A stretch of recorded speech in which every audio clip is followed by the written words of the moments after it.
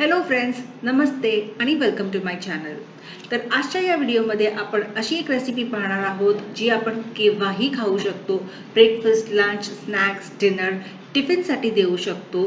सर्वांना खूप जास्ती आवडते, झटपट बनते आणि मुख्य म्हणजे आपण यामध्ये भरपूर भाज्या टाकणार आहोत, त्यामुळे हेल्दी सुद्धा होणार आहे. चला तर मग सुरू करूया आजचा हा व्हिडिओ. तर मॅक्रोनी बनवण्यासाठी सर्वात प्रथम आपण मॅक्रोनी बॉईल करून घेऊ. तर त्यासाठी ना इथे मी कढईमध्ये पाणी गरम करून घेतलं आहे. त्याला चांगली उकळ आली की आपल्याला टाकायचं आहे त्यामध्ये मीठ. मी इथे अर्धा चमचा मीठ टाकते. पाण्याला उकळी आली कीच आपल्याला टाकायचं आहे, पहिले नाही टाकायचंय. आणि आपण त्यामध्ये टाकूया थोडंसं तेल. तेल टाकल्याने ना मॅक्रोनी एक दुसऱ्यांना चिकटणार नाही. फक्त 1 चमचा टाकायचा आहे. आणि ही आहे मॅक्रोनी. तर मॅक्रोनी ना मी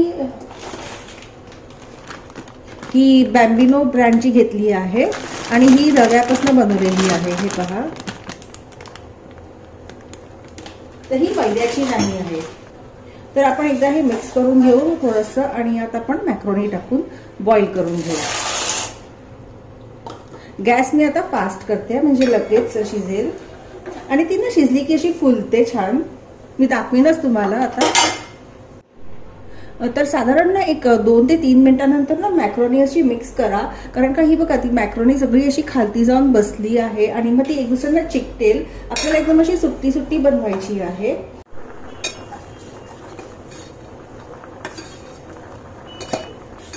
तर हे पहा, आपली मॅक्रोनी आता एकदम मस्त फुलली आहे. आपण बघूया ती शिजली आहे का.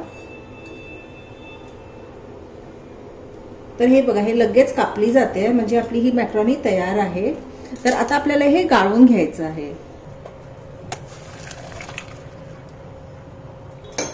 तर मी एका चाळणीत काढलं आहे म्हणजे त्याचं पाणी सगळं छान निघेल.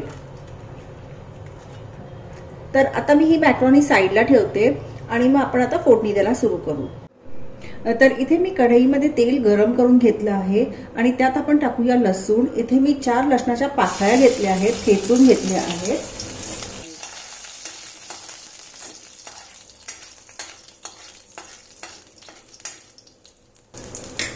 आता आपण त्यात टाकूया मिरची आणि कांदा. इथे मी 1 कांदा घेतला आहे मीडियम आकाराचा. 2 मिनिटं आपण मिक्स करून घेऊया. आपल्याला शिजवायचा नाहीये कांदा, फक्त 1-2 मिनिटं त्याचा हलकासा कलर चेंज होईपर्यंत आपल्याला मिक्स करायचा आहे. आणि मग त्यात टाकूया आपण आलं. इथे मी एवढासा तुकडा घेते आल्याचा. आलं ऑप्शनल आहे, तुम्हाला नसेल टाकायचं तर तुम्ही स्किप करू शकता.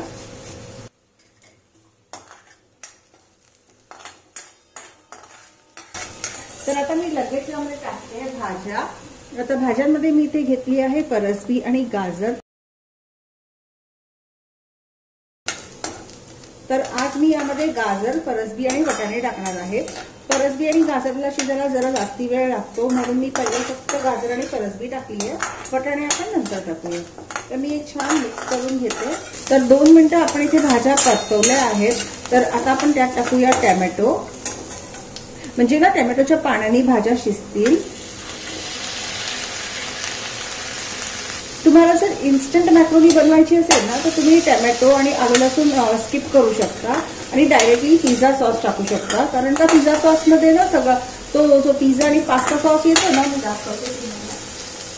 तर हा जो पिझ्झा आणि पास्ता सॉस असतो ना, तर यामध्ये आलं लसूण वगैरे सगळंच असतं, टॅमॅटो वगैरे. तर तुम्ही फक्त डायरेक्टली तो टाकला तर एकदम पटकन होते ही मॅक्रोनी. तर जितकं जमेल तितकं आपण हे रेडीमेड सॉसेस वापरायला कमी करायला पाहिजे. ऑफकोर्स टाळू नाही शकत, थोडासा टाकायला लागतो फ्लेवरसाठी. तर म्हणून मी काय केलं, मी आलं लसूण टाकलं आहे, टॅमॅटो सुद्धा टाकला आहे आणि थोडासा मी टेस्टसाठी पास्ता पिझ्झा सॉस सुद्धा टाकणार आहे. तर यावर आता आपण झाकण लावून भाज्या शिजवून घेऊया. चला बघूया आपल्या भाज्या शिजल्या आहेत का. तर साधारण 50% आपल्या भाज्या शिजल्या आहेत. तर मी आता त्यामध्ये टाकते वटाणे.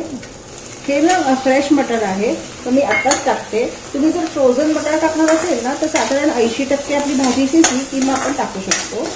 आणि जर तुम्हाला हे खूप ड्राय वाटत असेल ना तर तुम्ही थोडंसं पाणी टाकू शकता.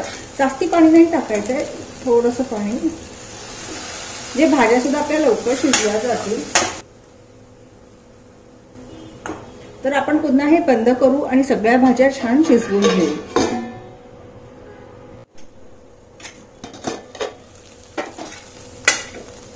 तर इथे आपल्या भाज्या एकदम चांगल्या शिजल्या गेल्या आहेत. तर आता आपण त्यात टाकूया सॉसेस. तर इथे मी टाकते थोडंसं केचप,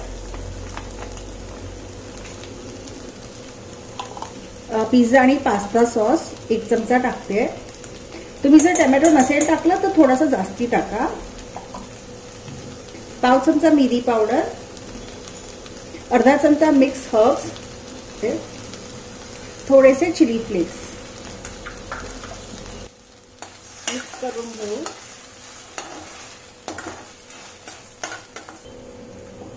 मीठ सुद्धा मी आत्ताच थोडं टाकते भाजीच्या हिशोबाने, कारण का आपण मॅक्रोनी मध्ये सुद्धा ते बॉईल करताना मीठ टाकलं आहे. आणि आता टाकूया मॅक्रोनी.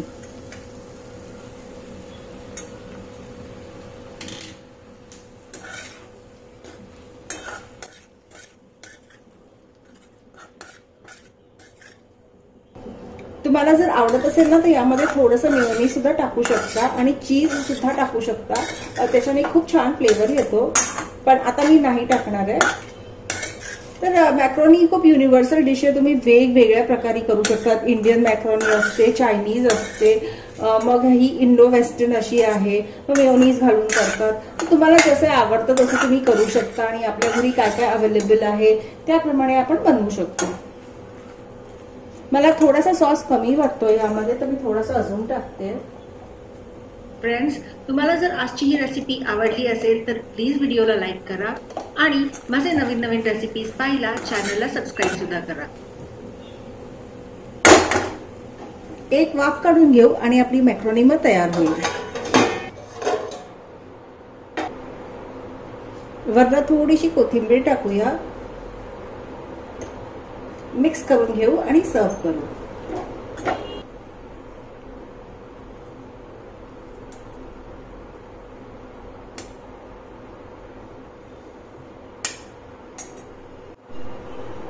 थोडीशी कोथिंबीर घालूया वरनं आणि आपली मॅक्रोनी तयार आहे.